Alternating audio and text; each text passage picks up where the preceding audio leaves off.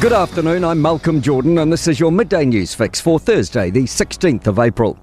Pakistan is trying to convince Iran to join the US at the negotiating table as the situation at sea remains fraught. Iran is threatening to block the Red Sea, Persian Gulf and the Sea of Oman in response to the US Navy obstructing sea trade. Top Pakistani negotiators have met with Iranian diplomats in Tehran to nudge them closer to Washington's position. Meanwhile, Donald Trump has told Fox Business the war's close to over. If I pulled up stakes right now, it would take them 20 years to rebuild that country. And we're not finished. We'll see what happens. I think they want to make a deal very badly. New BBC analysis shows more than a dozen vessels have passed through the Strait of Hormuz in the past 2 days, most loyal to Iran. Australia's Geelong oil refinery is engulfed in flames after a fire broke out overnight. The facility in southwest Melbourne is one of two remaining in the country, supplying 10% of its fuel. All staff are accounted for, but the fire's still not under control. Fire Rescue Victoria Assistant Chief Michael McGuinness says the blaze started in the motor gasoline unit. There's been some sort of leak of hydrocarbons, flammable liquids, which very readily caught fire, and it has now been quite a major fire that's been burning all night and still is burning.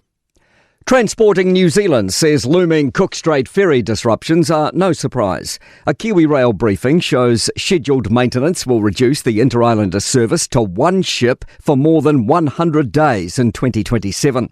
Business Desk reports a single ship service is expected to run for more than 250 days before new vessels arrive in 2029.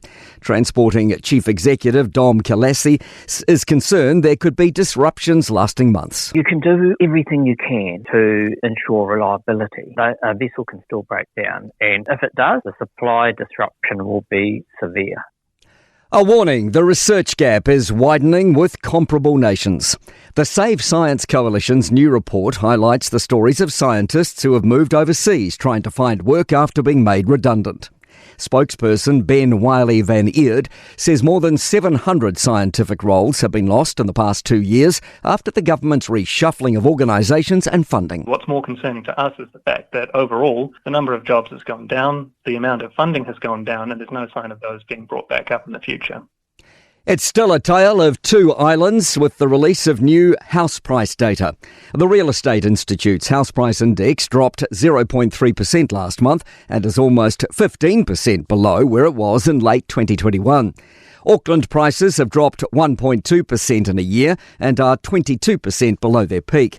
Wellington prices have dropped 1.8% and are 26% below. Canterbury prices have meanwhile risen 3.7% and Otago prices 3.6%. To sport. The Crusaders are down to their fifth choice captain for Saturday's Super Rugby match with the Force in Perth. Christian Leo Willie will lead the side in the absence of Will Jordan, Ethan Blackadder and Cody Taylor. Bayern Munich will meet Paris Saint-Germain and Arsenal will play Atletico Madrid in the Champions League football semi-finals. And the Live golf circuit could be on the brink of extinction. Executives have been called to a meeting in New York rather than the latest tournament at Mexico City amid speculation over the Saudi Arabia-funded tour's future.